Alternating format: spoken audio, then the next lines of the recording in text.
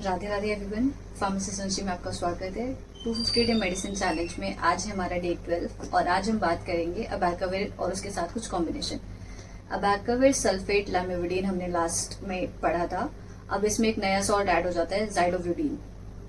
ये कॉम्बिनेशन हम क्यों यूज करते हैं? अगेन ये एंटी रेट्रोवायरल HIV ड्रग्स में आता है एंड ये इंटरनेशनली ट्राइजोविर के नाम से मिलता है हमें मेडिसिन।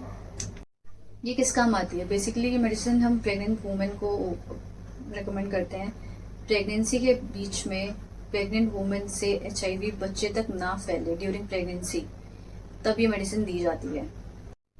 प्रिकॉशंस ये कब नहीं देनी चाहिए पेशेंट्स को? अगर हाइपरसेंसिटिविटी का केस है तो भी नहीं देना चाहिए, हार्ट रिलेटेड इशू है तो भी नहीं, लिवर है तो भी नहीं, डायबिटीज है, कोलेस्ट्रॉल है तो भी नहीं देना चाहिए, डायरिया है तो भी नहीं देना चाहिए, बोन मैरो में कोई इन्फेक्शन है तो भी नहीं देना चाहिए, डिप्रेशन है या मसल डिसऑर्डर है तो भी नहीं देना चाहिए ये पेशेंट्स को, स्मोकिंग एल्कोहल लेते हैं तो भी नहीं लेना चाहिए, हेपेटाइटिस बी के केसेस में भी इसको नहीं देना चाहिए, ब्रीथिंग, ओबेसिटी, पुअर इम्यूनिटी और अब्डोमिनल पेन के केसेस में भी ये नहीं देना, नोजिया, वॉमिटिंग, कफ है तो भी नहीं देना चाहिए, वॉमिटिंग सेंसेशन है तो भी नहीं देना चाहिए, जिनको ज़्यादा होती रहती है तो भी।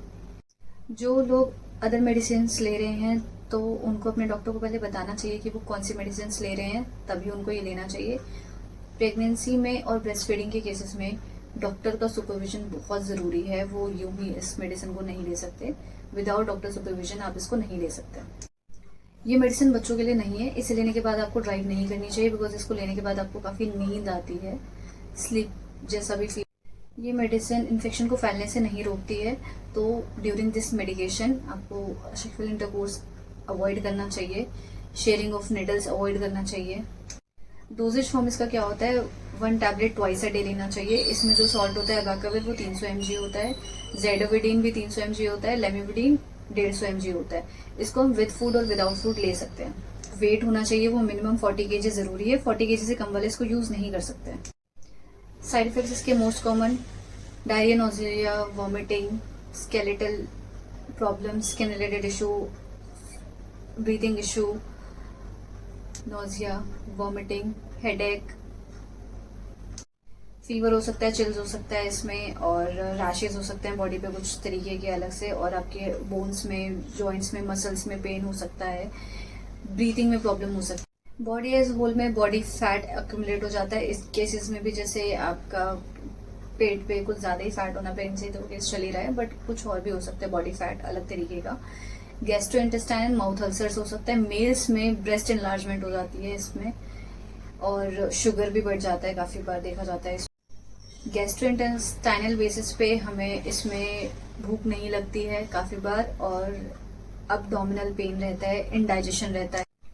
इन्फ्लामेशन ऑफ ब्लड, हमारे जो ब्लड सेल्स हैं वो अंदर ही अंदर इन्फ्लामेट कर जाते हैं, उनमें स्वेलिंग आ जाती है, जिस वजह से वीकनेस फील हो सकती है इस बीच।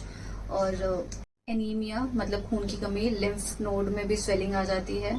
लिवर रिलेटेड इशू हो जाता है इसमें लैक्टिक एसिडोज, जिसमें हमारे लिवर में एसिडोज बनना शुरू हो जाता है, जो कि हमारे ऑर्गन्स को डैमेज कर सकता है। एलिवेटेड बिलिरुबिन, जिसमें लिवर और बाइल ग्लैंड से रिलेटेड प्रॉब्लम हो सकती है। लिवर के केसेस में काफी बार हेपेटाइटिस बी और जॉन्डिस के केस भी देखे जाते हैं, जो कि इसका एक साइड इफेक्ट है। अगेन जॉइंट्स में पेन होता है, मसल्स में पेन होता है, और ब्रेकडाउन होता है हमारे मसल्स में जो फाइबर्स हैं उसका भी काफी बार। डिजीनेस, इसमें हल्का नींद भी आ सकता है आपको, और फिट्स और अगेन दौरे जैसे हो सकते हैं, सीजर्स आ सकते हैं इन केसेस में देखा जाता है, काफी आ सकती है। और या फिर नींद नहीं आने वाली प्रॉब्लम, अदर स्लीप डिसऑर्डर्स भी हो सकते हैं इसमें। स्किन रिलेटेड प्रॉब्लम में हमारा हेयर लॉस हो सकता है, रैशेज हो सकते हैं, Steven and Johnson syndrome again जो मेजर केस है वो हो सकता है, जिसके लिए हॉस्पिटलाइज होना या डॉक्टर सुपरविजन बहुत जरूरी होता है। एंड इसको आप रूम टेम्परेचर पे 15 to 30 डिग्री सेल्सियस पे स्टोर कर सकते हैं। Thanks for watching this video. अगर कोई भी क्वेरी है तो नीचे कमेंट सेक्शन में जरूर पूछें, and do like, subscribe and share with your all friends and family. हो सकता है इसके कुछ सिम्टम्स हों और किसी को इस मेडिसिन के बारे में पता ना हो, और वो मेडिसिन ये ले रहे हो या पता कर रहे हो, then do share with everyone. Thank you.